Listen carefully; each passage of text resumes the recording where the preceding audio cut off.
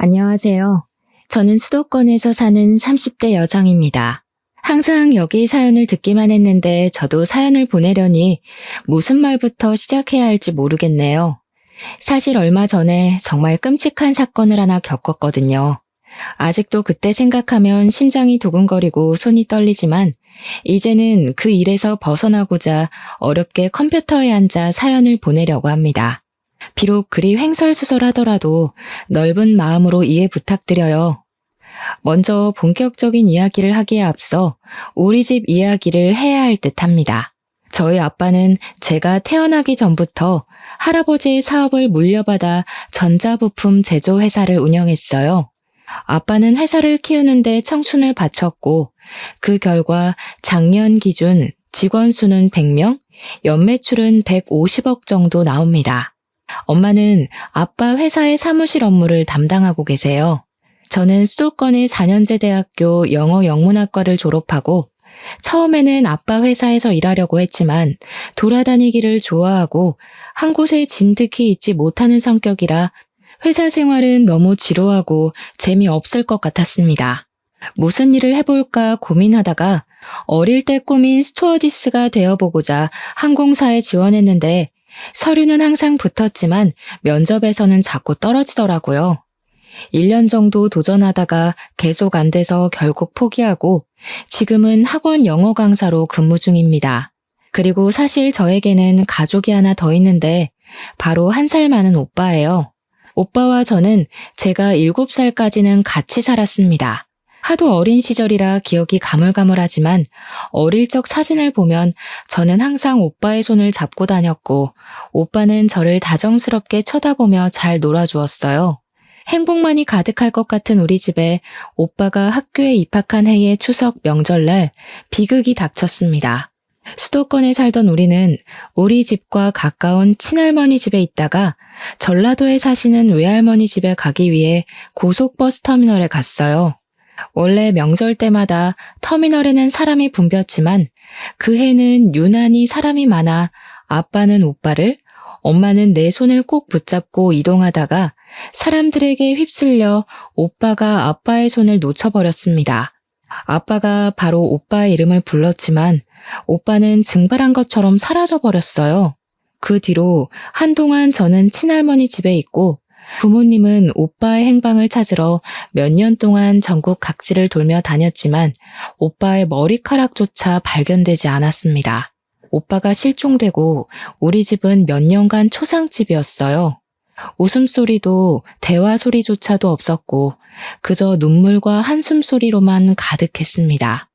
부모님이 저에게 화를 내거나 무섭게 하시지는 않았지만 부모님의 얼굴에는 그늘이 가득했었고 저는 그런 부모님께 투정이나 어리광 한번 부리지 못하고 자랐어요. 그렇게 5년 정도가 지났습니다. 부모님은 여전히 슬픔에 잠겨 있었고 저는 왜인지 모르게 자주 배가 아프고 무엇보다 두통이 심했어요.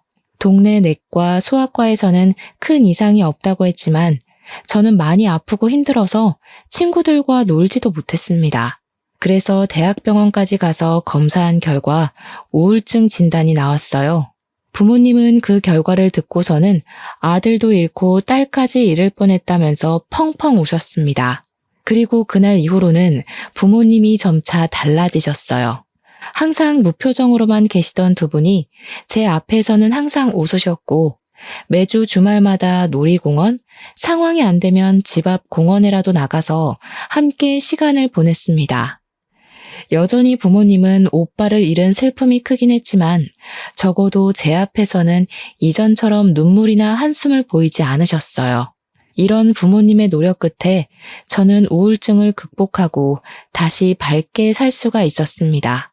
물론 아직도 제 마음에는 오빠를 잃은 아픔이 있기는 했지만요. 아무튼 무사히 대학교까지 졸업하고 학원 영어 강사가 되었고 친구가 소개팅을 해줘서 남편을 만나 결혼도 했습니다. 남편은 홀어머니를 모시고 사는 외동아들이에요.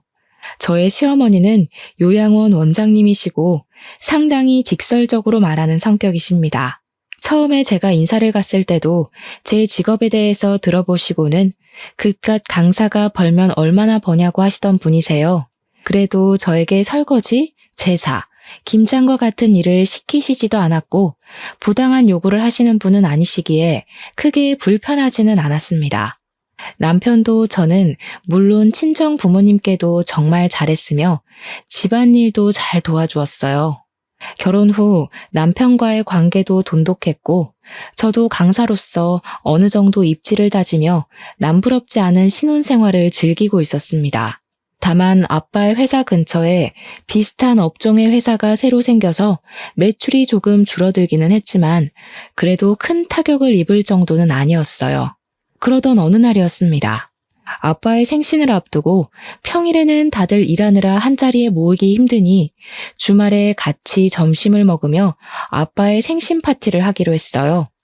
그런데 미리 약속했던 날 아빠와 친한 거래처 사장님의 딸이 결혼식을 하는데 제 결혼식 때도 오셨던 사장님이시라 안 갈 수가 없다고 하셔서 어쩔 수 없이 점심 약속을 저녁으로 미뤘습니다. 아빠는 결혼식을 다녀오고 저녁에 가족끼리 만났는데 아빠가 큰 고민이 있어 보이셨어요.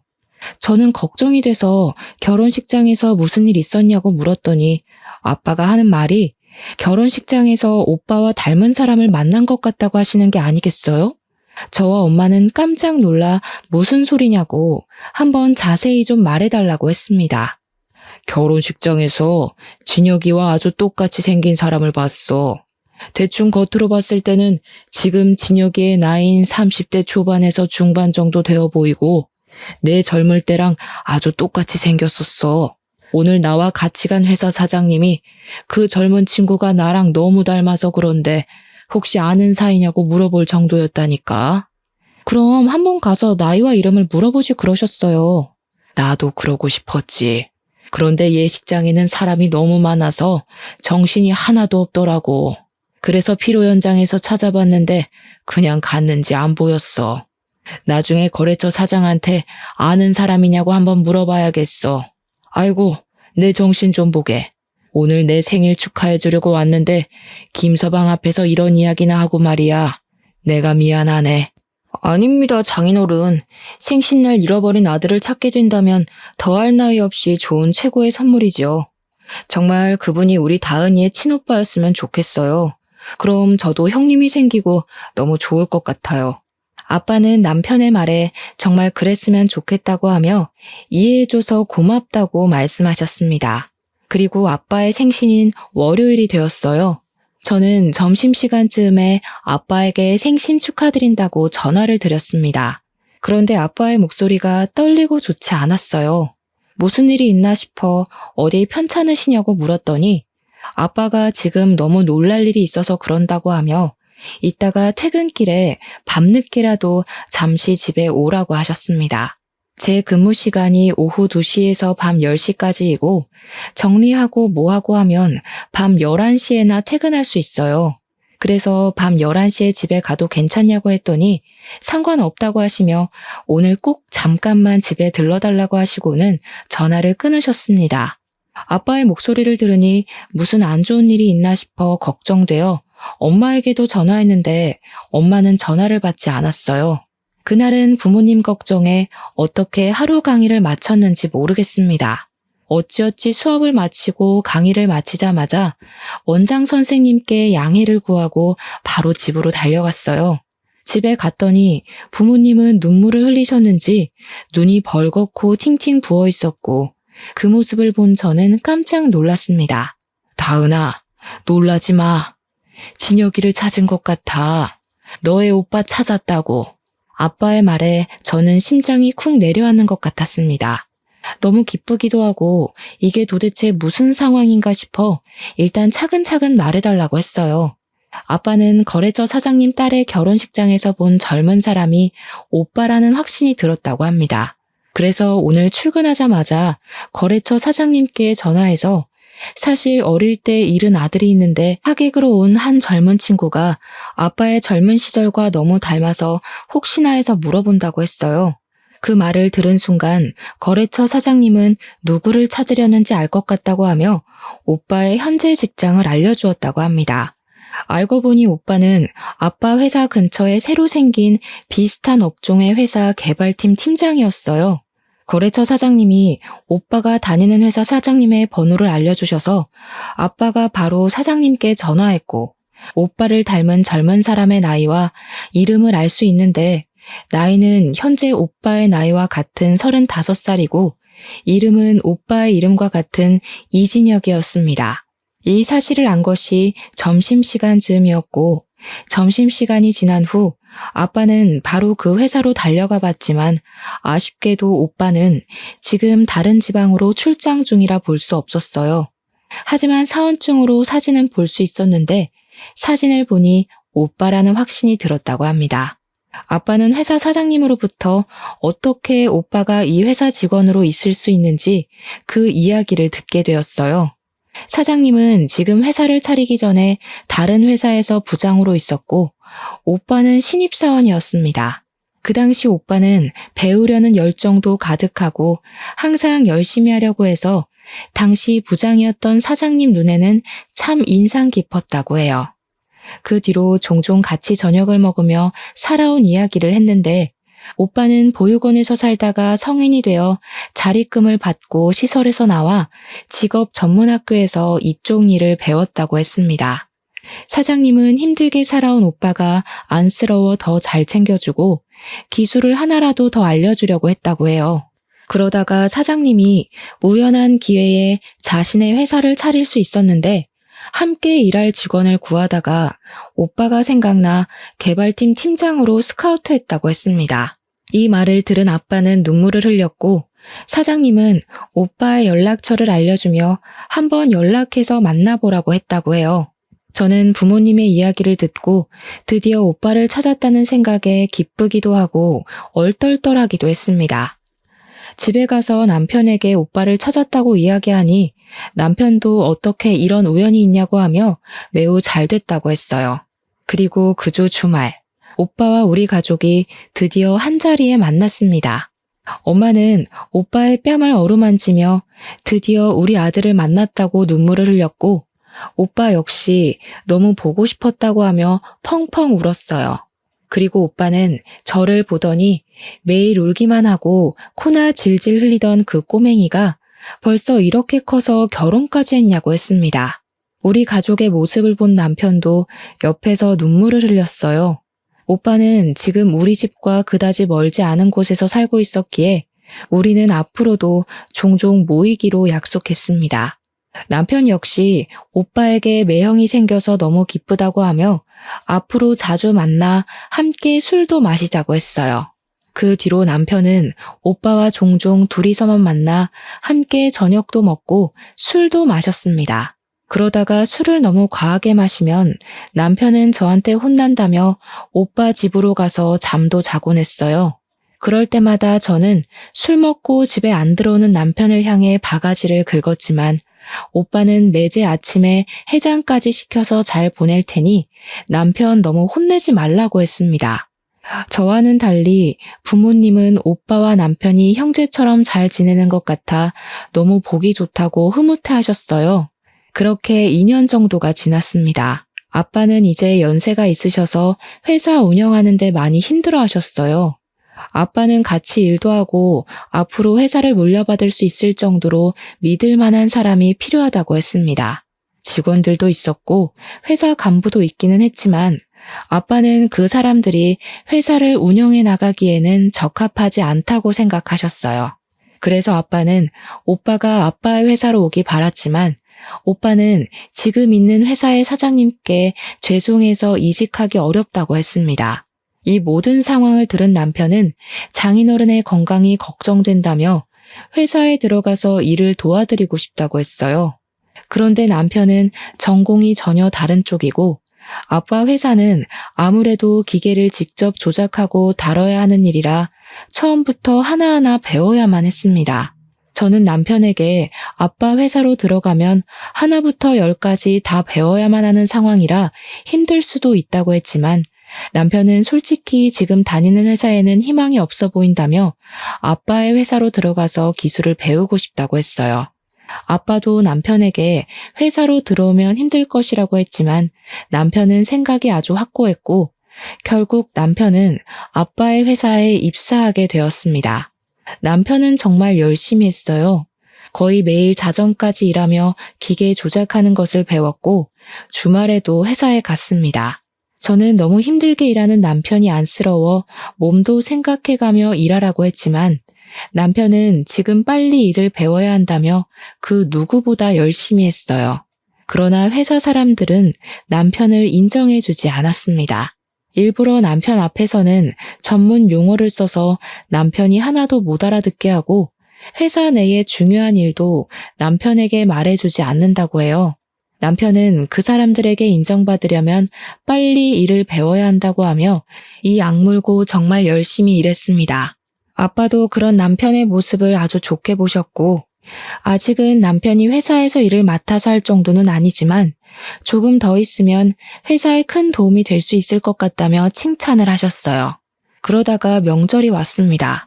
원래 시댁이 우리 집에서 1시간 거리라서 한 달에 한 번꼴로 시댁에 갔었는데 남편이 아빠 회사로 들어가고 나서는 거의 넉 달 만에 시댁에 간 상황이었어요. 시어머니는 오랜만에 본 남편을 보며 한숨을 푹 쉬셨습니다. 우리 준석이 얼굴이 아주 반쪽이 됐네. 예, 우리 준석이가 너네 아빠 회사에서 일하는데 무슨 일반 사람들처럼 그렇게 일을 시키니? 아무래도 아빠 회사는 기술이 필요한 회사라 아직은 배우느라 그래요. 다들 이쪽 업계에서 10년, 20년은 되신 분들인데 이분들과 함께 일하려면 아무래도 남편도 열심히 해야죠. 그래서 저와 남편이 힘들 수 있다고 남편을 말렸는데 남편이 굳이 아빠 회사에 들어갔네요. 어머, 얘 좀 보게.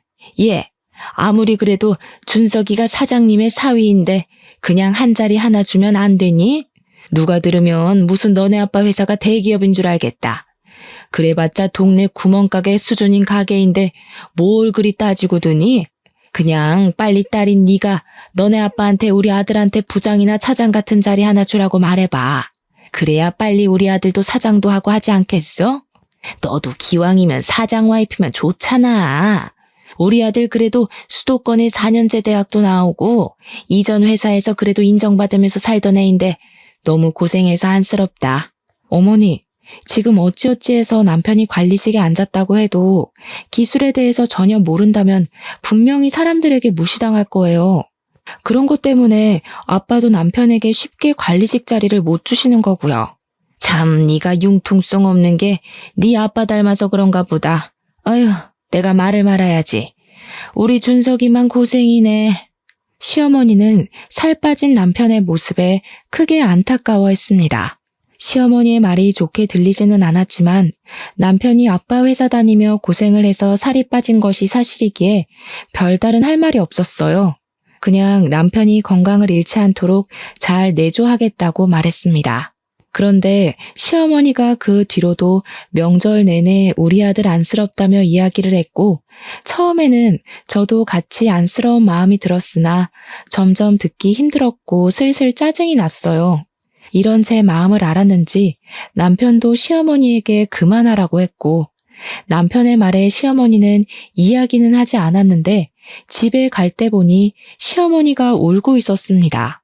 왜 우시냐고 했더니 준석이가 너무 안쓰럽다고 하며 너네 아빠한테 잘 이야기해서 얼른 관리직 하나 달라고 했어요. 그래도 30대 중반인데 아직도 그렇게 남의 밑에서 고생하며 일하는 게 너무 안쓰럽다면서요.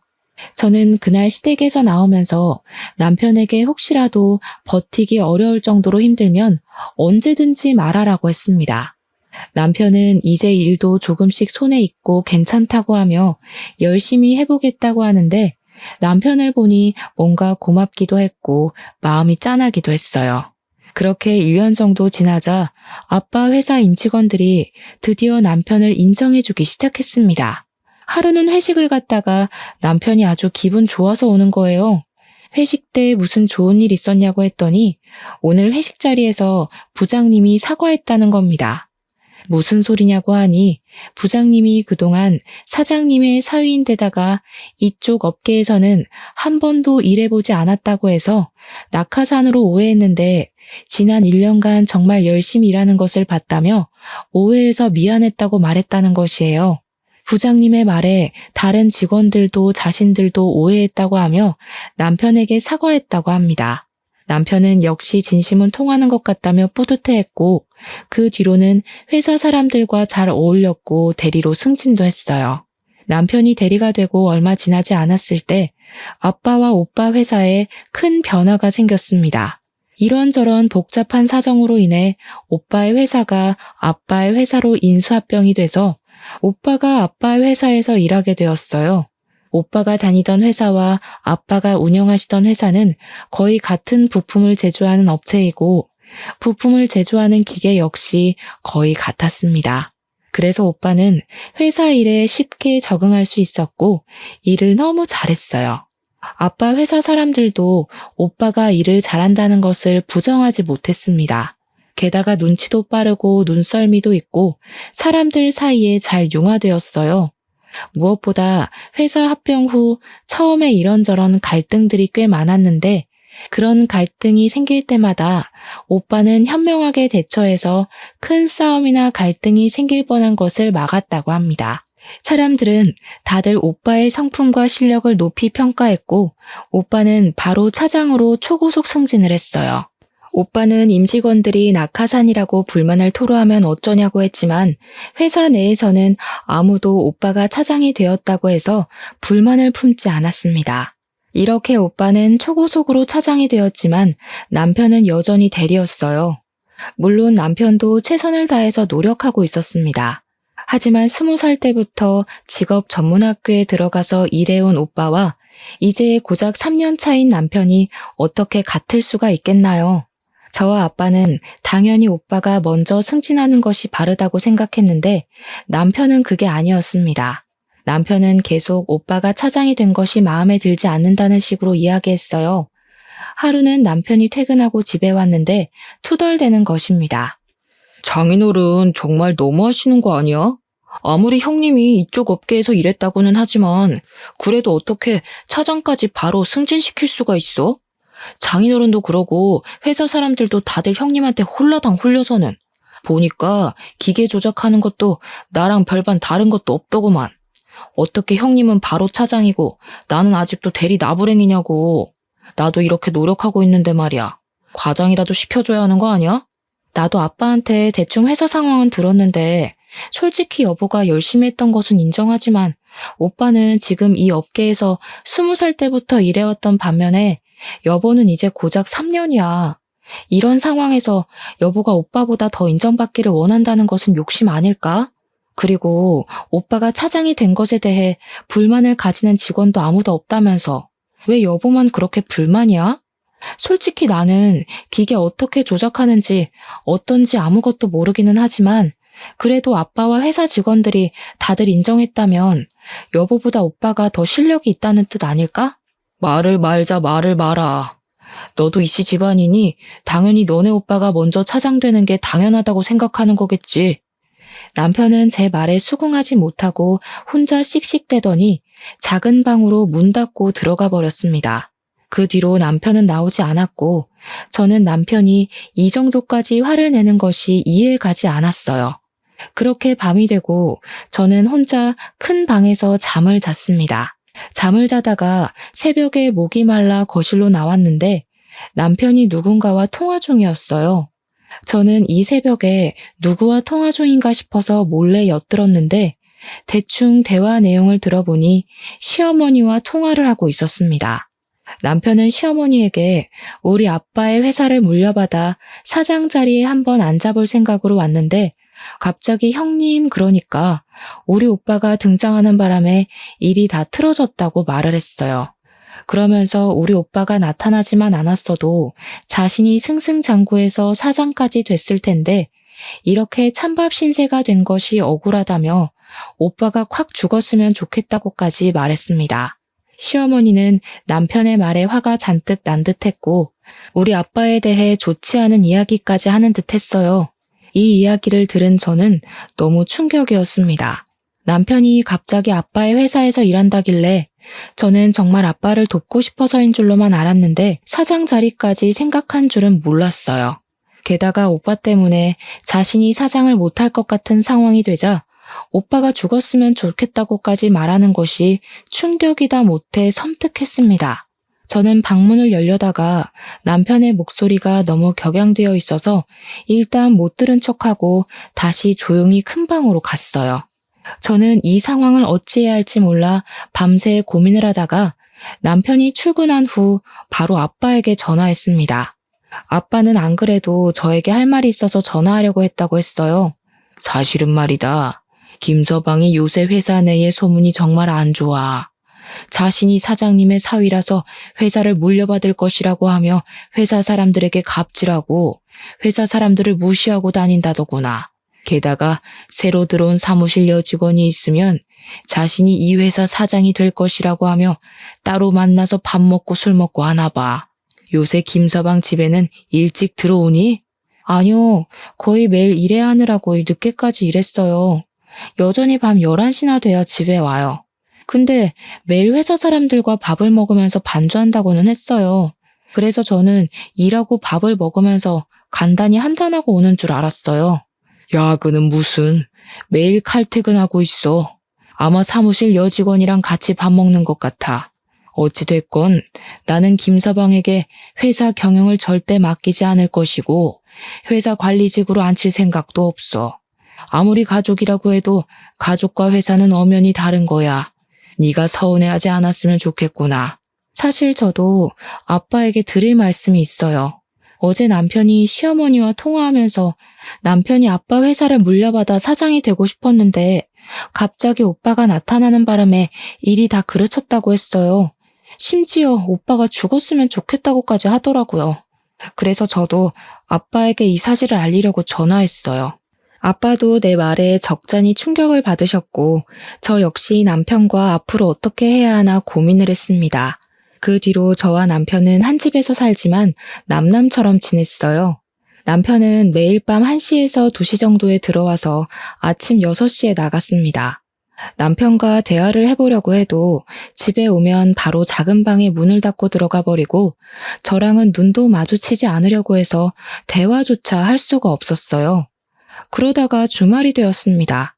아침 10시쯤에 일어났는데 남편은 일찍부터 어디론가 나가서 보이지 않았어요. 남편이 한 번씩 주말에 운동하러 나갔다가 오후 늦게 집에 들어왔었기에 당연히 남편이 운동하러 갔을 것으로 생각했습니다. 저 혼자 간단히 밥을 먹으려고 준비하고 있을 때 엄마에게 전화가 왔어요. 겉절이랑 남편이 좋아하던 갈비찜도 하고 밑반찬 몇 개 했다고 하시며 아빠와 함께 집에 잠깐 들려도 되겠냐고 하셨습니다. 저는 지금 남편 없으니 집에 오시라고 했어요. 잠시 후 엄마와 아빠가 갈비찜에 겉절이에 밑반찬을 한가득 들고 오셨습니다. 부모님은 집에 오시자마자 냉장고 앞으로 가셔서는 냉장고에 반찬들을 하나하나 넣어주셨어요. 그러고 있는데 밖에서 비밀번호 누르는 소리가 들렸습니다. 저는 당연히 남편인 줄 알고 현관으로 갔는데 남편과 시어머니가 함께 서 있었어요. 시어머니는 저를 보자마자 뺨을 때렸습니다.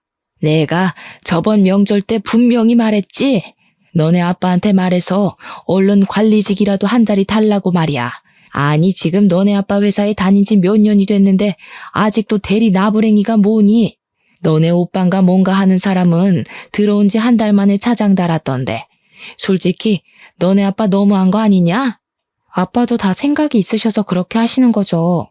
아무리 그래도 그렇지 이렇게 막무가내로 오셔서 갑자기 제 뺨을 때리시는 건 너무하신 거 아니에요? 뭐가 너무해?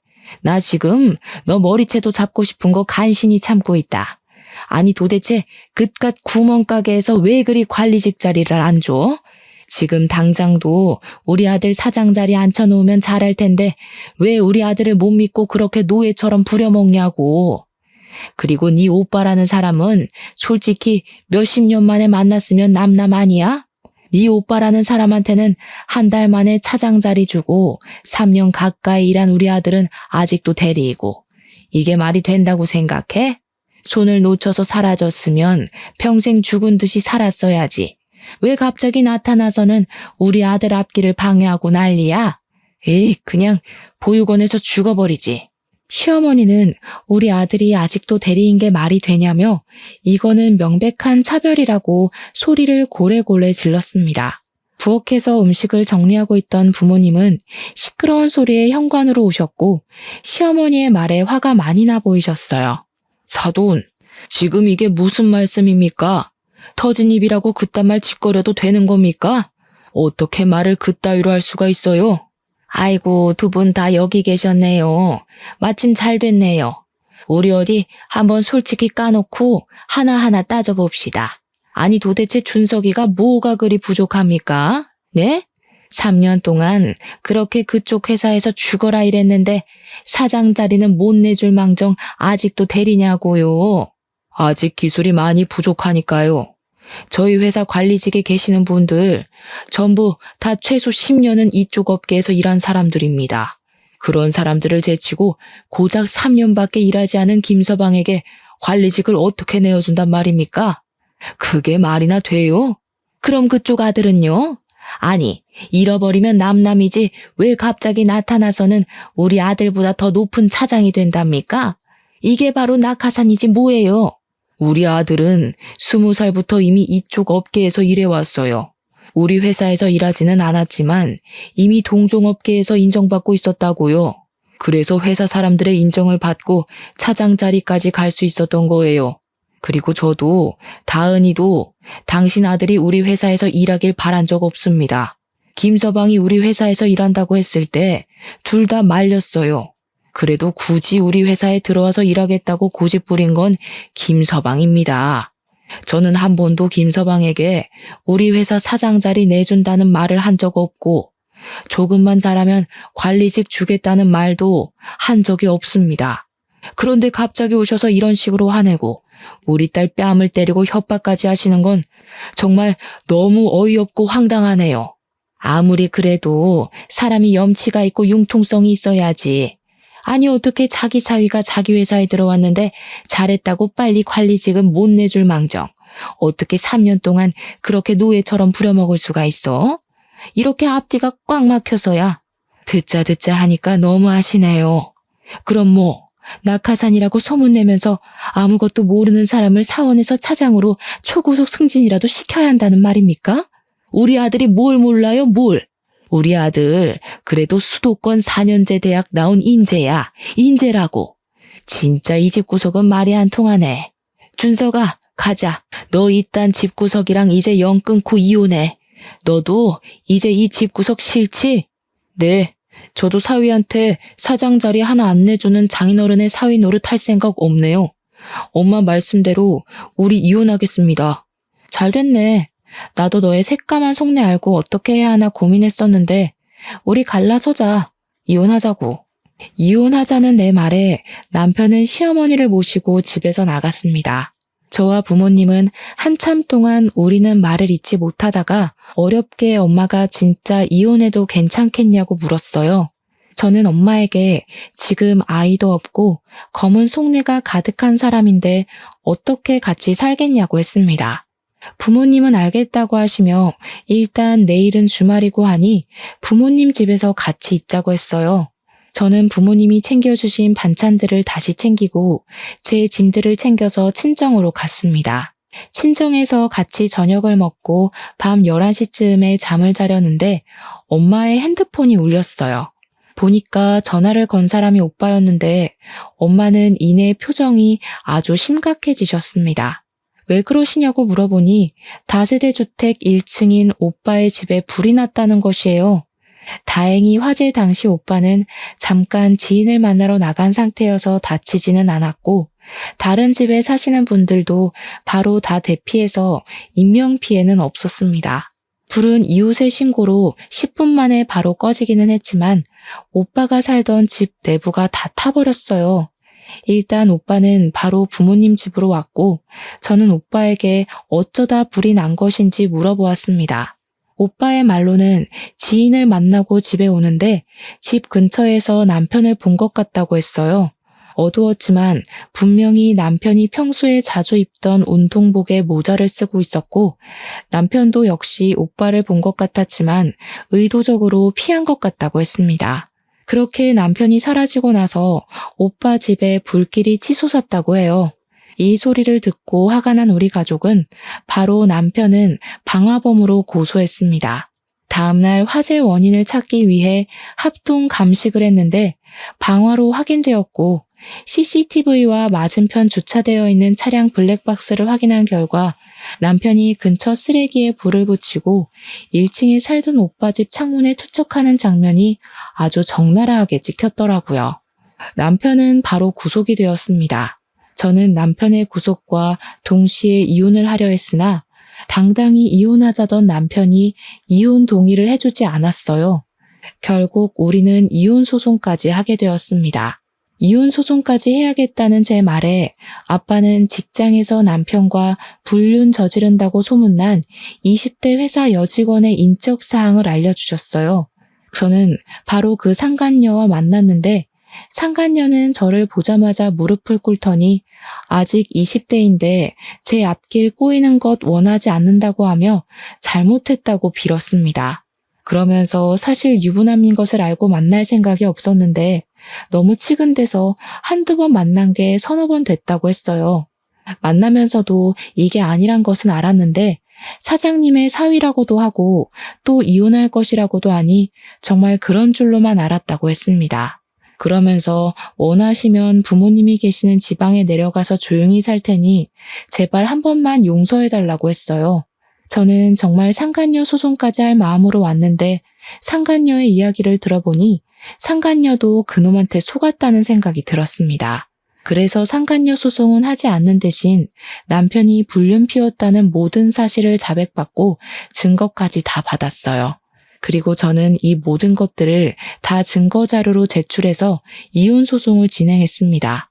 그냥 깔끔하게 이혼을 하면 될 일을 위자료까지 물어주게 생기자 시어머니가 저에게 전화했어요. 제가 전화를 받지 않자 시어머니는 계속 저에게 전화했고 그래도 끝까지 제가 받지 않자 친정집까지 찾아왔습니다. 저와 엄마는 집안으로 들일 생각이 없었지만 잠깐 열린 틈을 타서 무작정 시어머니가 집안으로 들어왔어요. 내가 우리 준석이가 너무 고생하는 것 같아서 나도 모르게 욱해서 그때 이혼하라고 했었어. 하지만 내 진심은 아니었다. 정말이야.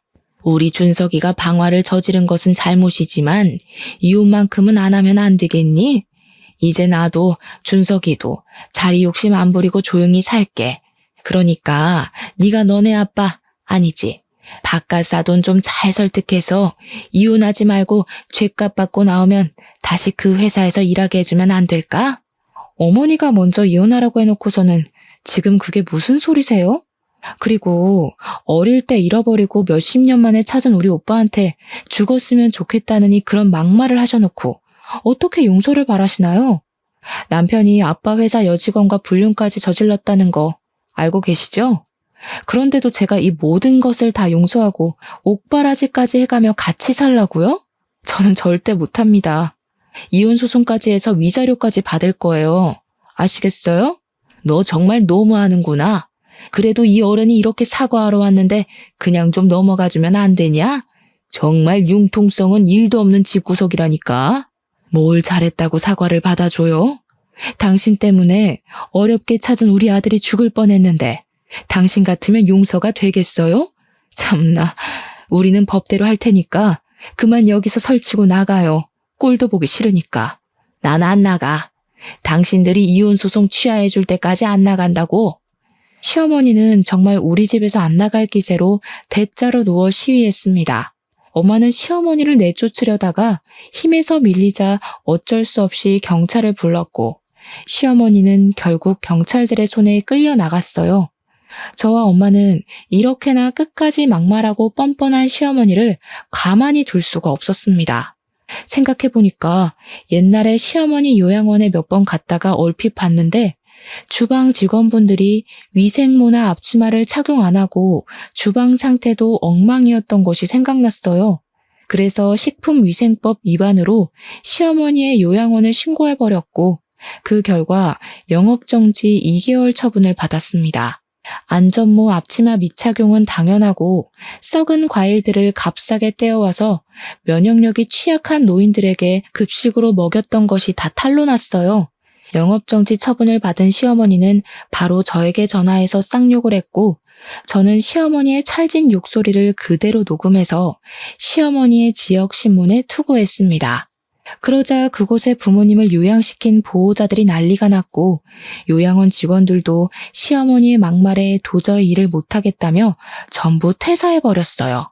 그 결과 요즘 같은 고령화 시대에 보기 드물게 요양원이 폐원했답니다. 이러한 일이 있고 나서 적지 않은 시간이 흘렀어요.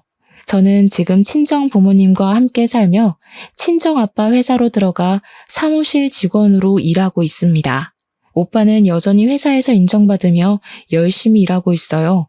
남편은 이혼 소송에서 패소해서 위자료를 지급해야 했고 방화죄로 징역 2년이 선고되었습니다.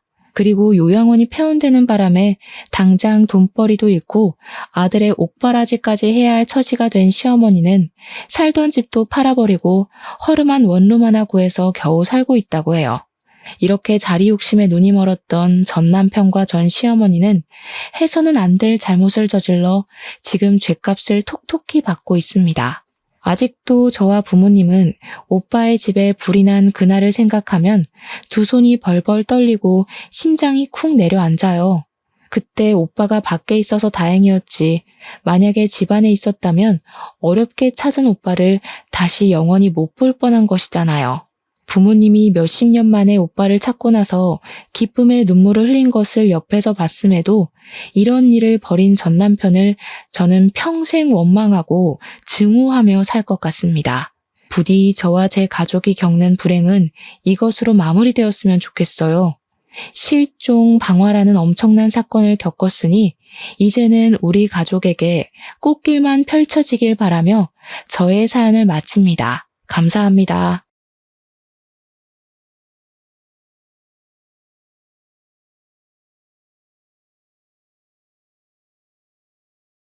안녕하세요. 정말 하늘신이 도왔다는 생각밖에 들지 않는 요즘 임금님 귀는 당나귀 귀 하고 외치고 싶어서 이곳을 물어물어 찾아온 30대 여성입니다. 저는 어릴 때부터 꽤 똑똑하다는 이야기를 많이 듣고 자랐는데요. 사람이 아무리 공부를 잘해도 사람을 대하는 일에 있어서는 그 머리가 쓸모없다는 것을 깨닫게 되었습니다. 요즘은 경찰도 보이스피싱을 당하는 시대라고 많이들 하지 않겠습니까? 제가 당하기 전까지는 어떻게 그런 일이 있을 수 있냐고 생각했었습니다. 하지만 저에게 이런 일이 생기고 나니까 충분히 가능한 일이라는 생각이 들면서 앞으로는 사람을 더욱 경계하고 조심해야겠다고 느끼게 되었습니다. 시작 전에 미리 말씀을 드리자면 당연히 제가 사기를 당한 일은 아니고요. 정말 그럴 뻔했던 이야기를 풀어보려고 합니다. 제 주위에 현명한 분들이 없었더라면 글쎄요, 제가 지금쯤 어떤 소가리를 하면서 살고 있을지 감이 전혀 오지 않습니다. 아무튼 여러분, 서론을 너무 길게 잡고 싶지 않으니 지금부터 저에게 일어났던 그 기가 막히고 황당한 이야기를 한번 시작해 보도록 하겠습니다. 끝까지 저와 함께 해주신다면 저는 정말 더할 나위 없이 행복할 것 같습니다. 저는 저의 대단한 예비신랑에 대한 이야기를 풀어보고자 이곳을 찾아왔습니다. 저의 예비신랑과 저랑은 제가 일을 하고 있는 로펌 앞 건물에서 만나게 되었는데 사실 제 직업이 변호사였기 때문에 그 앞에서 우연히도 만날 수 있었습니다. 저희 로펌 건물에 변호사 사무실이 무척이나 많이 들어와 있었기 때문에 길이 여러 갈래로 복잡하게 나 있었고 처음 오는 사람들은 사무실을 찾지 못하는 경우가 허다했습니다. 대부분 바쁘니까 길을 잃은 사람에게 관심을 주거나 오지랖을 부리지 않곤 했는데 그날 제 예비신랑이 혼자 길을 헤매는 것을 보고 문득 안쓰러운 마음이 들었습니다. 평소와는 다르게 예비신랑에서 어디를 찾으시냐고 물어봤더니 사실 어디를 찾는 게 아니라 마음이 답답해서 이쪽 저쪽을 오가는 중이라고 하더라고요. 저에게 소송을 해야 하나 말아야 하나 고민을 하고 있는 중이라고 하면서 여기서 제일 좋은 로펌이 어디냐고 묻는 게 아니겠습니까? 일단 인상이 상당히 호감형이었고 소위 말하는 꽃미남 스타일의 얼굴이었기 때문에 저는 문득 이 사람의 사정이 궁금해졌습니다. 길을 가다가도 한 번쯤은 돌아볼 법한 외모를 가진 남자에게 끌리지 않을 여자가 어디 있겠습니까? 그래서 무슨 일이냐고 한번 말씀해 보시라고 시간을 내게 됐습니다. 그러자 예비신랑은 저에게 전 여자친구에게 돈을 빌려주었는데 그 여자가 갚지도 않고 연락도 끊어버린 채 잠수를 탔다는 이야기를 하더라고요. 돈도 돈이지만 사람에게 당한 배신감이 너무 커서 전 여자친구에게 소송을 걸겠다고 큰 소리를 쳤다면서 어떻게 해야 할지 모르겠다고 고민을 하고 있었습니다. 액수가 꽤 크다고 하길래 대략 몇 천만 원은 되나 보다 하면서 살짝 조언을 드리기로 마음을 먹었죠. 제가 소송까지 도와드리기는 조금 힘들고 조언만 살짝 해드리자면 시간이 꽤 많이 걸릴 거예요. 이거는 형사 사기 소송으로 진행을 해야 하는데 전 여자친구분께서 변제를 하겠다고 한 증거 같은 게 있을까요? 통화 녹음이라든지 문자 메시지 같은 거요. 그러자 예비신랑은 고개를 절레절레 저으면서 그냥 믿고 빌려주었던 돈이었기 때문에 그런 증거는 하나도 가지고 있지 않다고 이야기를 하더라고요. 저는 솔직하게 그런 경우에는 돈을 돌려받기 힘들 거라고, 그리고 상대방이 잠수인 상태라면 민사까지 걸어서 가압류를 해야 하는데 적어도 3년은 걸릴 거라 현실적인 조언을 드렸습니다. 그러자 예비신랑은 저를 보면서 약간 홀가분한 얼굴로 조언 감사하다면서 소송은 한 번 더 생각해보고 진행을 하겠다고 하더라고요. 대신 제 조언 덕분에 마음이 가벼워진 것은 사실이기 때문에 나중에 차라도 한 잔 대접하고 싶다고 하면서 제 명함을 달라고 말을 하는 겁니다. 혹시라도 소송을 맡기게 된다면 저에게 부탁하고 싶다는 말을 덧붙이면서 손을 내미는데 저도 모르게 명함을 꺼내고 있었습니다. 저도 변호사이기도 하고 소송을 하나라도 더 맡으면 저에게 이익이 되는 건 사실이라는 생각을 하면서 예비신랑에게 명함을 주었습니다. 세상은 얼굴이 무기라는 말이 있듯이 잘생긴 사람이 저에게 먼저 번호를 달라는 식으로 말을 하니 가슴이 콩닥거리기도 하고 좋더라고요. 아무튼 명함을 주고 하루 이틀 정도는 예비신랑을 생각하긴 했는데 사실 일이 너무 바빠서 까먹게 되었습니다. 한 일주일쯤 지나서부터는 아예 그런 일이 있었던가 하는 생각이 들면서 예비신랑의 존재를 완전히 잊어버리게 되었습니다. 인사치레였나 보다 하고 생각하기를 며칠, 뜬금없는 타이밍에 갑자기 모르는 번호로 연락이 왔고 저는 직감적으로 그 연락이 예비신랑의 연락이라는 것을 눈치챘습니다. 차 한잔하고 싶다는 말에 저도 줏대 없이 튕기기라도 했어야 했는데 바로 좋다고 대답을 해버리고 말았습니다. 아무튼 이런저런 거 다 각설하고 만나서 대화를 하게 되었는데 제 덕분에 귀찮은 일을 덜게 되었다면서 수임료를 줄 순 없지만 차를 한 잔 대접하고 싶었다고 하더라고요. 다음에 또 만날 수 있냐고 물어보는데 이게 바로 애프터 아니겠냐 하는 생각이 들어서 고개를 끄덕이니까 연락을 하겠다고 했습니다. 그 뒤로는 다들 예상하시다시피 매일같이 연락이 오게 됐고 저는 예비신랑의 연락을 기다리게 되었습니다. 당연히 연락을 하는 횟수가 늘어나는 만큼 데이트도 하게 되었고 정이 붙게 되었습니다. 제가 변호사다 보니 일이 들쑥날쑥하고 바쁘기도 엄청 바쁜데 이 사람은 제가 하는 일을 전부 기다려주는 그런 남자였습니다. 저도 모르게 배려를 받고 있다는 생각이 들다 보니 점점 깊게 빠지게 되었고 저는 이 남자와 함께하는 평생을 꿈꾸게 되었습니다. 그런 생각이 들던 어느 날 저희는 결혼을 약속하게 되었고 드디어 꿈에 그리던 결혼 준비를 하기로 했습니다. 저에게 딱 하나 마음에 걸리던 일이 있었는데 그것은 바로 제가 대학을 졸업하던 시기에 저희 부모님께서 사고로 돌아가셨던 일이었습니다. 정말 예상치도 못했던 사고로 한날 한시에 부모님을 모두 잃어버렸던 저는 학교 수업을 들을 수 없을 정도로 큰 충격에 빠졌었습니다. 그래서 저는 변호사 시험조차 제대로 준비를 하지 못했었고 방황을 오랜 시간 하다가 겨우겨우 변호사가 된 케이스였습니다. 친구들에 비해서 확실히 연차가 조금 늦은 편이라 굵직한 사건은 아예 맞지를 못하고 거의 신입사원의 느낌이라고 보시면 이해하기 쉬울 것 같습니다. 근데 제 나이가 아무래도 33이나 먹었다 보니까 시댁에서는 제가 변호사로 생활한 지 시간이 꽤 흘렀을 것이라고 예상을 하셨던 거죠. 그러니까 한마디로 우리들의 인식에 있는 변호사 연봉을 떠올리면서 저를 바라보고 계셨던 것이었습니다. 하지만 저는 시댁에서 그런 환상을 가지고 있다는 사실을 전혀 모르고 시댁에 인사를 드리러 가게 되었습니다. 제가 부모님이 두 분 다 안 계시다 보니까 상견례라고 할 만한 자리를 만들 구실이 없어서 그냥 간단하게 시댁에서 인사를 드리고 이야기를 하는 것으로 마무리를 지었거든요. 양손 무겁게 바리바리 좋은 것들을 싸들고 가서 시댁에 인사를 딱 드렸는데 저를 보자마자 환하게 웃으시던 예비시모가 그런 말을 하시더라고요. 변호사니까 집 한 채 정도는 있겠지? 보시다시피 우리 집 형편이 그다지 넉넉한 건 아니라서 집을 턱턱 해줄 수가 없어서 말이야. 시댁을 한번 쓱 둘러봤는데 사실 낡은 연립주택 같은 곳에 살고 계셨었거든요.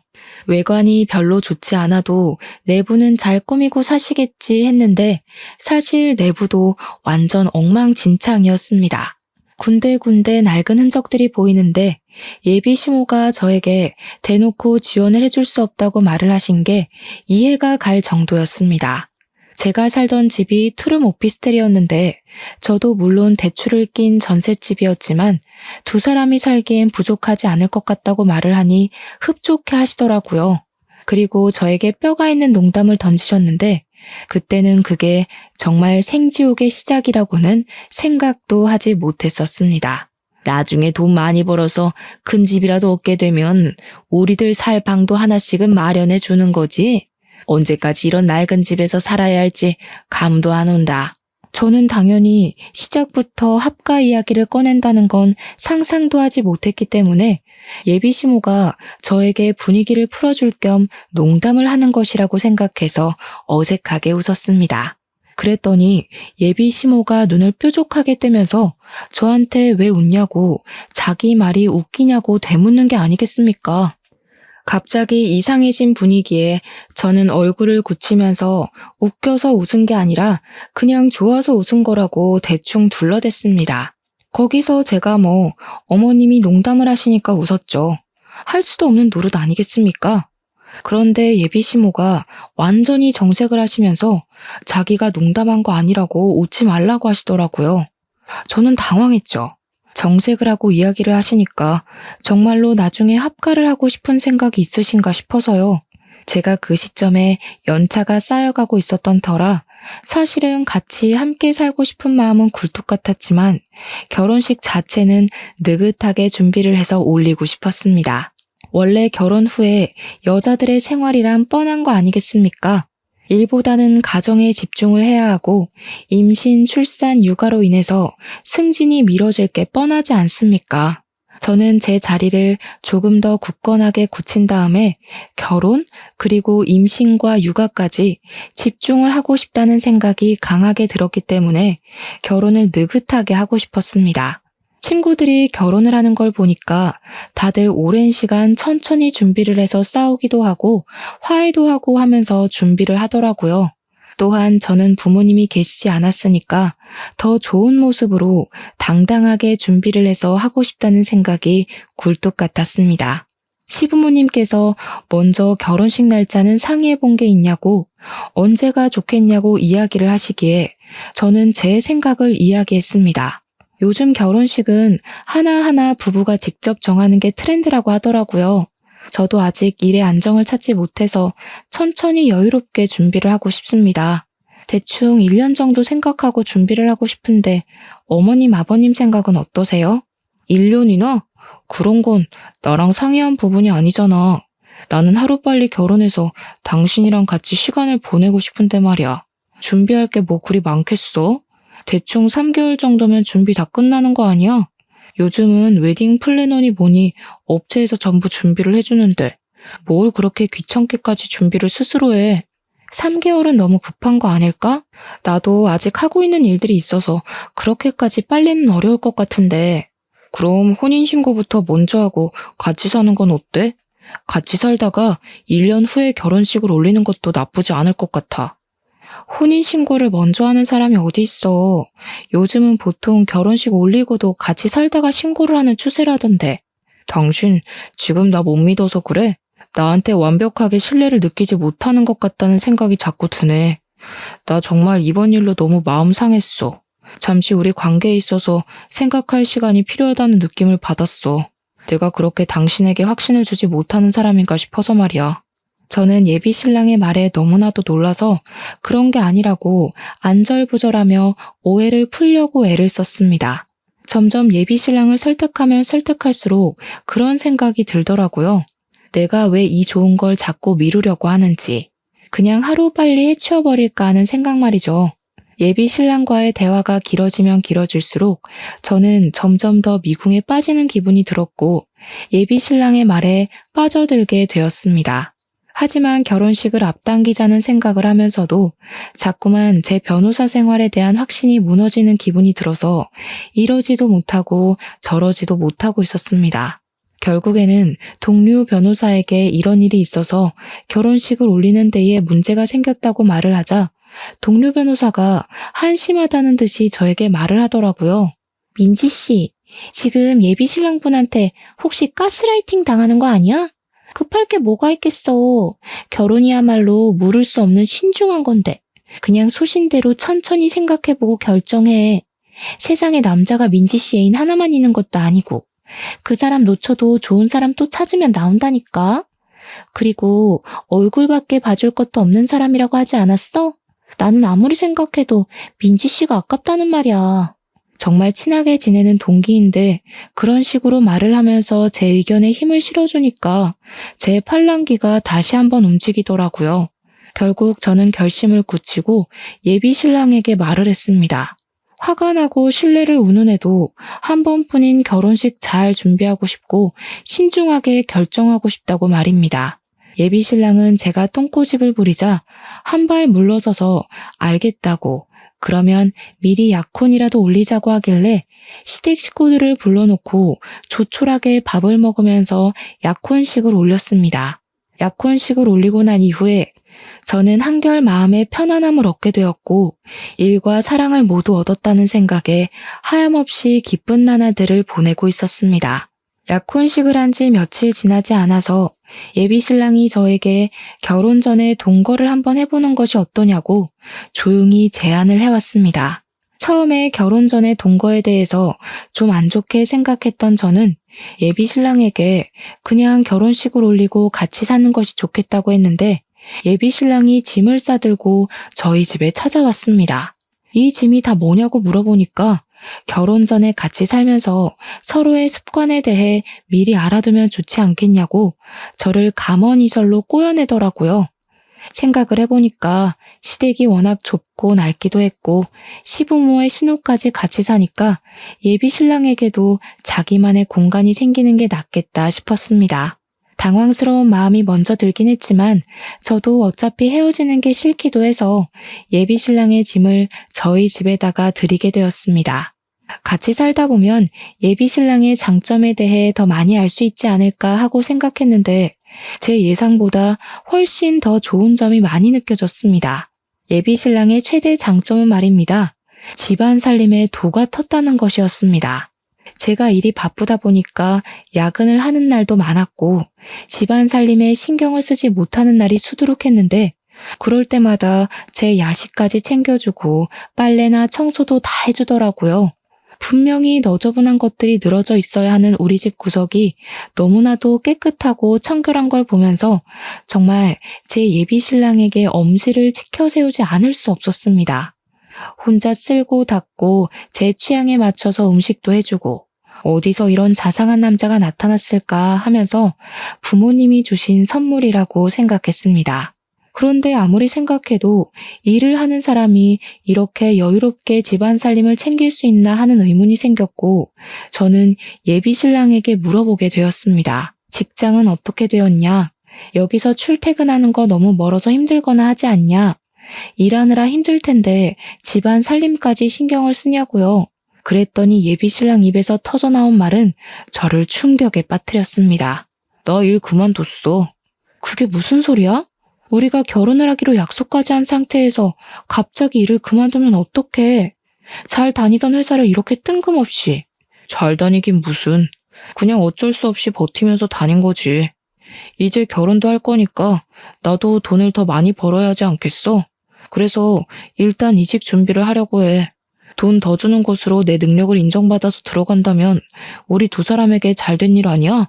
저는 예비 신랑이 일단 계획이 다 있는 것 같다는 생각이 들어서 일단 하고 싶다는 대로 해주겠다 생각을 했습니다. 집에서 시간을 보내면서 혼자 이력서를 쓰는 것 같기도 하고 이것저것 책도 들여다보는 것 같았는데 한 2주일 지나니까 그런 행동도 하지 않더라고요. 말로만 취업 준비를 한다고 하면서 집에서 살림을 하고 탱자탱자 노는데 벌써부터 가슴이 답답한 기분이 들어 예비 신랑을 붙잡고 이야기를 했습니다. 도대체 언제 취업을 할 것이며 제대로 노력은 하고 있는지에 대해서 들어보고 싶다고 말입니다. 내가 안 그래도 생각을 해봤는데 나 취직하지 말까? 나는 아무래도 전업주부로서의 삶이 더 잘 어울리는 것 같아. 그런 말이 어디 있어. 전업주부의 삶도 바쁘고 힘든 건 마찬가지야. 우리 미래를 생각해서 취업을 하는 게 낫지 않겠어? 대답은 알겠다고 잘만 하면서 정작 아무런 준비를 하지 않는 예비 신랑을 보며 저는 슬슬 불안한 마음이 들기 시작했습니다. 이런 식으로 가다가는 결혼식을 올린 이후에도 쭉 집에서 놀고 먹는 생활을 할 것처럼 보였기 때문이었습니다. 아무리 제가 변호사라고 해도 잘 나가는 로펌에서 굵직한 사건을 맡는 변호사들이나 몇 억대 연봉을 받는 거지 저는 사실 그 급까지는 아닌 일반 변호사였으니까요. 같이 동거를 시작한 지 2달이 흘렀을 무렵 예비 신랑은 저에게 생활비가 없다고 하면서 반찬도 사놓고 과일도 사놓고 하려면 돈이 필요하다고 했습니다. 당당하게 저에게 두 손을 내밀면서 생활비 명목으로 사용할 카드를 달라고 하는데 기가 막히면서도 저를 위해 쓰는 돈이니까 하는 생각이 들었습니다. 집안 살림 자체를 어느샌가부터 예비 신랑이 전부 도맡아 하고 있었기 때문에 저는 카드를 건네줄 수밖에 없었죠.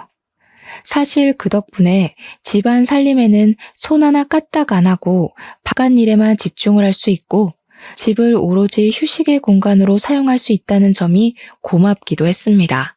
예비 신랑에게 신용카드를 하나 주고서는 생활비 목적으로 사용을 해주라고 신신당부를 했는데 그 카드의 한도가 300만 원짜리였습니다.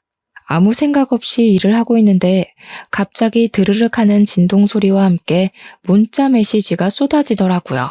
이게 다 뭔가 싶어서 문자 메시지를 보는데 글쎄 결제 내역이 수두룩하게 도착한 게 아니겠습니까?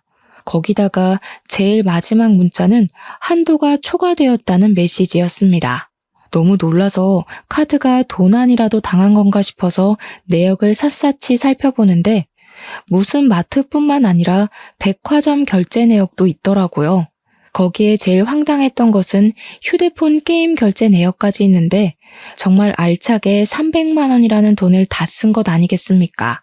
이렇게 카드를 사용할 사람은 예비 신랑밖에 없었기 때문에 저는 바로 예비 신랑에게 전화를 걸어서 물어보게 되었습니다.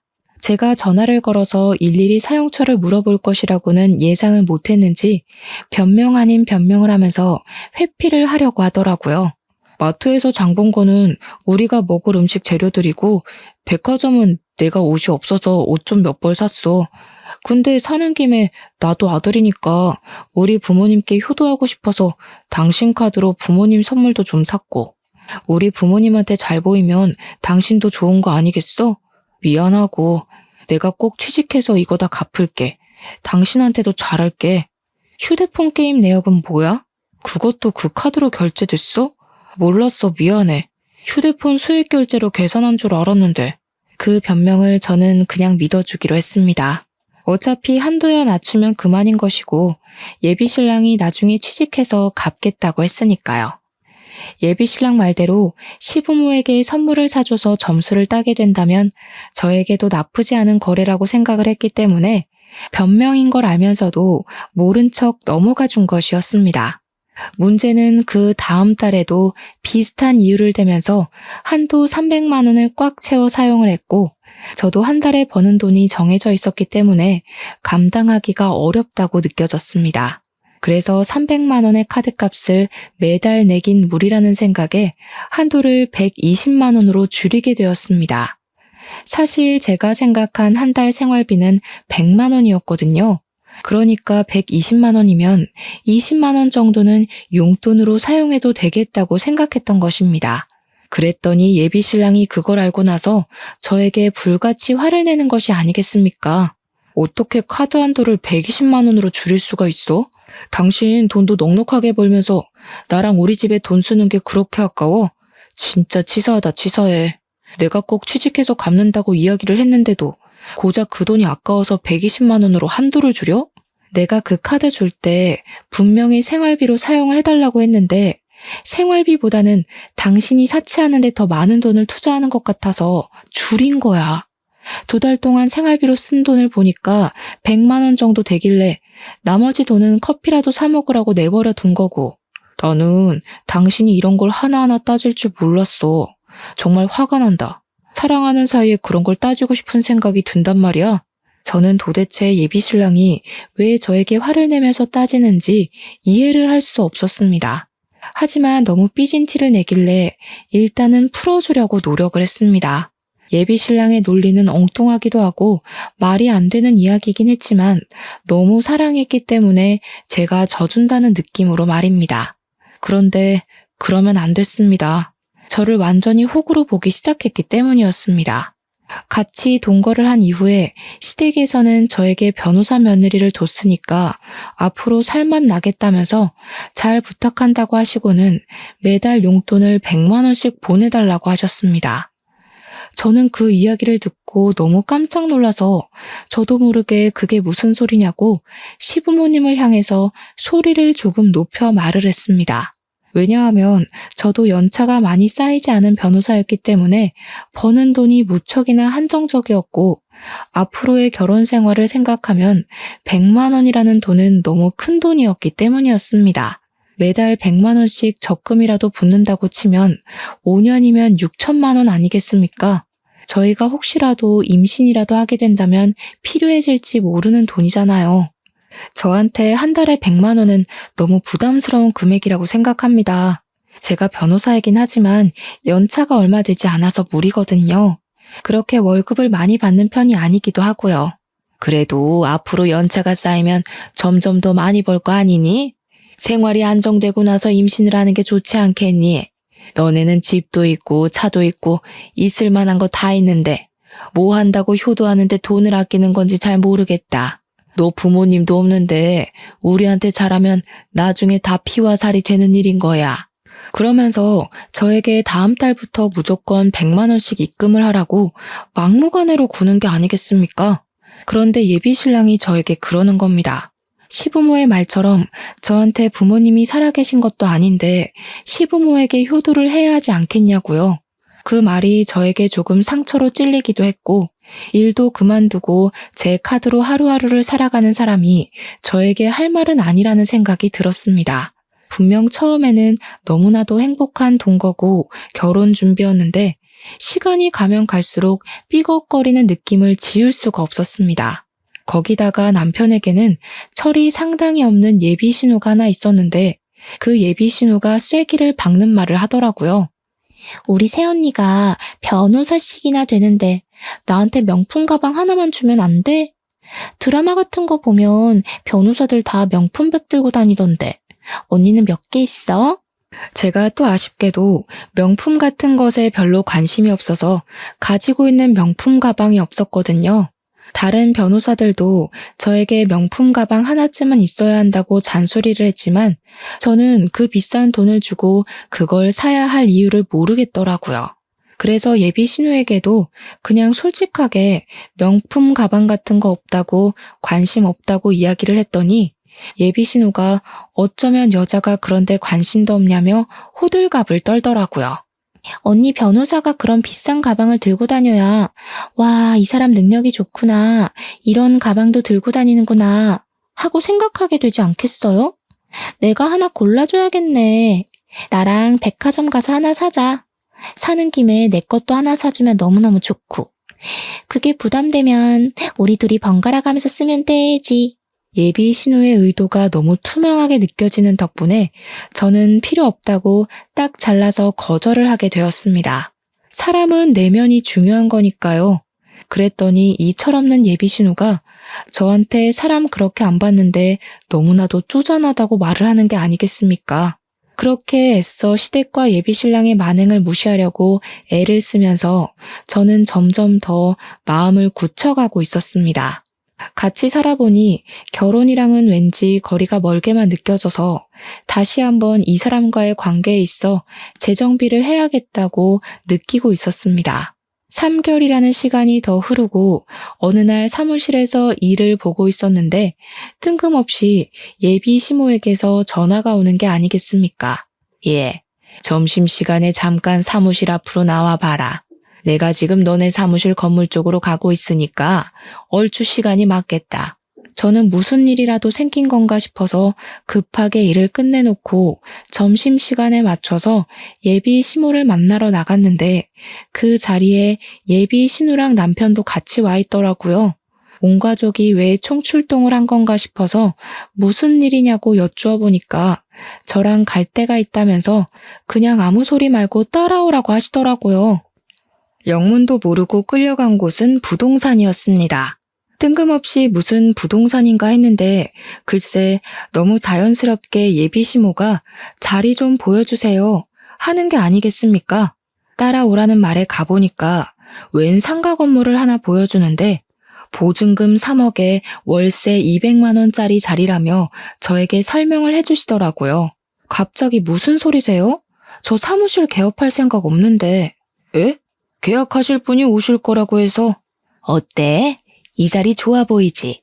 역도 가깝고 유동인구도 많고 말이야. 갑자기 예비 시모가 끼어들어서 상가 조건이 참 좋다며 이야기를 하길래 무슨 속셈인가 싶어서 눈을 가늘게 뜨고 쳐다보았습니다. 너랑 내 동생이랑 카페라도 하나 차려볼까 싶은데 이 자리 계약 좀 해주면 안 되나 싶어서. 내가 직장을 다니려고 하니까 영 안 되겠더라고. 근데 우리 둘 다 백수다 보니까 대출이 안 나오지 뭐야? 당신 이름으로 받아서 하나 차려보려고. 대출만 한번 받아주면 우리가 제대로 돈 벌어서 꼭 갚을게. 무슨 소리를 하는 거야. 요즘 카페가 얼마나 많은데.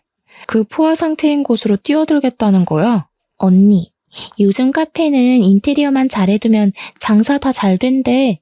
우리가 엄청 돌아다녀 봤는데 이 자리만큼 좋은 자리를 못 봤다니까. 여기서 커피 장사하면 무조건 월에 몇 천만 원씩은 벌걸? 그러면 대출 받는 것도 금방 갚을 수 있어. 변호사 좋다는 게 뭐야. 사기당할 염려도 없고. 그러면서 마치 제가 계약을 당연히 해줄 것처럼 자기들끼리 이야기를 하는데 저의 소중한 점심시간에 이게 뭐 하는 짓인지 골치가 아프더라고요.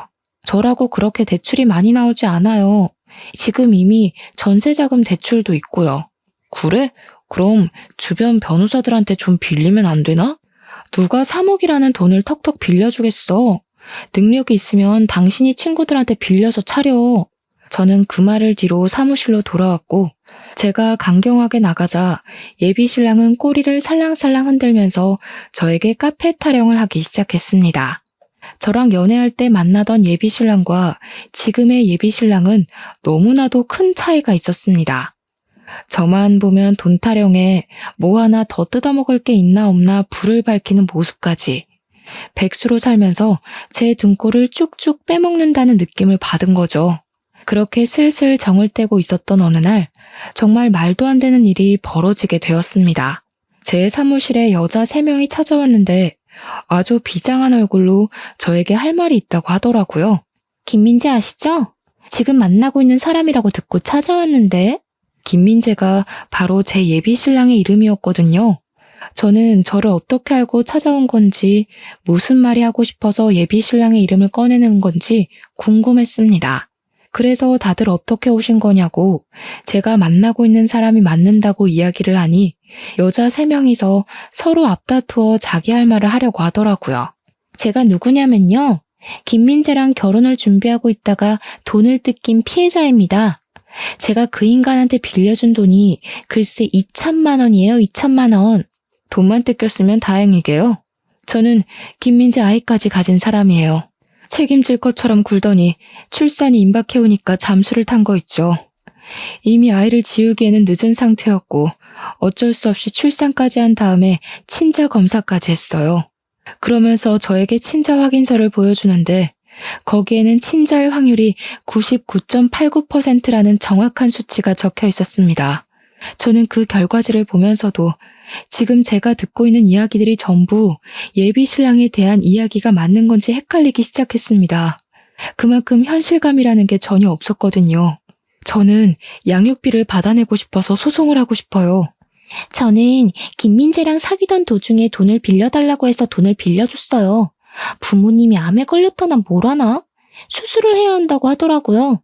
처음에는 암 수술비 1,000만 원, 그 뒤에는 입원비 700만 원, 약값 300만 원, 별별 거 다 합쳐서 총 2,700만 원이라는 돈을 뜯겼어요. 당연히 저희들 모두 그 돈도 돌려받고 싶고 제대로 콩밥 먹이고 싶다고 생각해서 변호사님을 찾아왔습니다. 예비 신랑은 모든 여자들에게 돈을 뜯어낸 뒤 돈을 갚지 않은 것도 모자라서 완벽하게 잠수를 타버린 사기꾼이었던 것이었습니다. 그제야 모든 퍼즐이 맞춰지기 시작하더라고요. 처음에 저랑 사무실 앞에서 만났을 때 자기가 돈을 받아야 해서 소송을 한다 어쩐다 했던데 알고 보니 자기가 돈을 빌리고 튀어서 걱정이 되어 물어봤던 것이었습니다. 일을 그만두게 된 것도 회사가 어딘지 알고 있었던 여자가 찾아올 것을 대비해서 그만둔 것이고 통장 또한 이미 가압류가 되어 있었던 것이었습니다. 돈을 벌어봐야 통장이 지급정지가 되어 있으니 돈을 뺄 수도 없고 해서 그냥 일을 그만둔 것입니다. 그동안 제 카드를 사용하면서 지내고 있었으니까 추적을 당할 염려도 없었고 시댁에서 나와 저희 집에 들어온 것도 같은 맥락이었던 것입니다. 완전히 작정을 하고 여자들의 등을 쳐먹는 사기꾼이었던 것입니다. 변호사님, 지금이라도 늦지 않았어요. 돈으로 사기를 당한 게 아니라면 지금이라도 발 빼시고 아니면 어떻게든 받아내세요. 저희들 좀 도와주시면 안 될까요? 이대로 미움으로 살 수 없어요. 정말 믿을 수 없는 일이었지만 증거들을 전부 들이미는데 제가 어떻게 믿지 않을 수가 있겠습니까? 사기를 당한 여자들도 반반한 얼굴에 속아 모든 걸 다 내어준 불쌍한 사람들이었습니다. 돈이 많은 집안 딸들도 아니었고 하나같이 어렵게 벌어먹고 사는 사람들이었습니다. 하루 종일 힘들게 일해서 월급을 받아 생활하는 그녀들의 등을 쳐먹고 자기는 호의호식하고 지냈다는 게 정말 치가 떨릴 정도로 분노를 일으키게 하더라고요. 그런 사람들의 돈을 훔친 것도 모자라 애까지 두고 도망을 가다니 그게 사람 새끼입니까? 저는 그 여자들의 복수를 돕기로 결심했습니다. 저는 여자들의 증언과 증거를 토대로 소송장을 써서 바로 고소를 진행하기로 했습니다. 그리고 저희 집에 가서 예비 신랑이 없는 틈을 타 비밀번호부터 바꾸고 모든 짐을 정리해 시댁으로 보내기로 마음을 먹었습니다. 예비 신랑이 시댁에서 카페를 창업할 이야기를 하겠다며 룰루랄라 나간 사이에 여자들을 불러서 모든 일을 일사천리로 진행했습니다. 그 와중에 예비 신랑이 제 카드로 샀던 옷들이나 물건들이 있지 않겠습니까? 그것들은 전부 중고거래를 하는 사이트에 올려버렸습니다. 제 카드를 참 알차게도 썼더라고요. 비싼 브랜드의 옷부터 신발까지 전부 다 중고 사이트에 올렸더니 거래를 하겠다는 사람들이 줄을 섰더라고요. 그리고 예비 신랑이 저희 집에 들고 왔던 짐 중에서도 비싸 보이는 노트북이라던가 시계라던가 하는 물건들도 전부 중고거래 사이트에 올렸습니다. 물건들을 팔아서 나오는 돈이 소액일지 몰라도 예비 신랑의 전 여자친구들에게 나눠주려고 한 행동이었습니다. 고소 고발과는 별개로 양육비 청구 소송 또한 진행을 하게 되었는데 친자 확인서가 있어서 어렵지 않게 진행할 수 있었습니다. 강제성을 띠는 소송은 아니지만 이 인간이 정말 사람이라면 자기 아이에 대한 양육비는 지급을 해야 하지 않겠습니까? 한창 카페를 오픈할 생각에 신이 나 있던 시댁 식구들은 소송장을 받자마자 저에게 바로 전화가 걸려왔습니다. 예비 신랑은 집에 찾아왔다가 비밀번호가 바뀌어 있는 것을 보고 저에게 쉬지 않고 연락이 왔으나 저는 이미 집을 나와서 레지던스를 얻어서 잠시 지내고 있었습니다. 집에 있다가는 예비 신랑이 어떤 횡포를 부릴지 모른다는 생각을 하고 있었기 때문이었습니다. 예, 며느리야. 우리 아들이 이상한 일에 휘말린 것 같은데 네가 좀 도와줄 수 있겠니? 명색의 변호사 남편이 될 사람인데 이런 지저분한 일에 걸리면 안 되지 않겠어? 내용이 말이다. 우리 아들이 전에 만나던 여자가 있었는데 이게 다 오해고. 민지 씨 짐 오늘 용달차에 싣고 시댁으로 보낼 거예요. 그리고 소장에 찍힌 변호사 이름 못 보셨나 봐요? 오해? 오해는 무슨? 예비 시모는 소송장을 다시 한번 살피다가 피해자 변론인에 제 이름이 적혀 있는 것을 보고 저에게 소리를 빽 지르더라고요. 너 지금 이게 뭐 하는 짓이야? 어디 이상한 여자들의 꿰매 넘어가서 이런 일을 벌여. 그 여자들이 우리 아들을 모함하는 거라니까. 모함이요? 증거가 이렇게 명확한데 무슨 모함입니까? 거기 보시면 변제 금액의 피해 보상까지 보이시죠? 깜빡 속았지 뭡니까? 글쎄 애까지 달린 남자였는데 그것도 모르고 반반한 얼굴에 속아서 돈 주고 마음 주고 아주 큰일 날 뻔했어요. 지금이라도 진실을 알려준 그분들께 절을 해도 모자랄 판입니다. 변호사를 건드렸으니 당연히 그만한 죗값을 치러야 하지 않겠습니까? 당연히 법적 공방에서 돈이 없어 변호사를 준비하지 못한 예비신랑 쪽은 개쪽을 당하게 되었습니다. 판사가 반론을 해보라고 했으나 아무것도 하지 못하고 우물쭈물하다가 변론 기회를 전부 놓쳤고 피해자들이 아닌 저에게 계속 잘못을 빌었습니다. 그런 모습을 본 판사는 예비신랑이 반성하는 모습이 전혀 없고 죄질이 나쁘며 한 건이 아니라 여러 건의 피해를 입혔다고 징역형을 선고했습니다.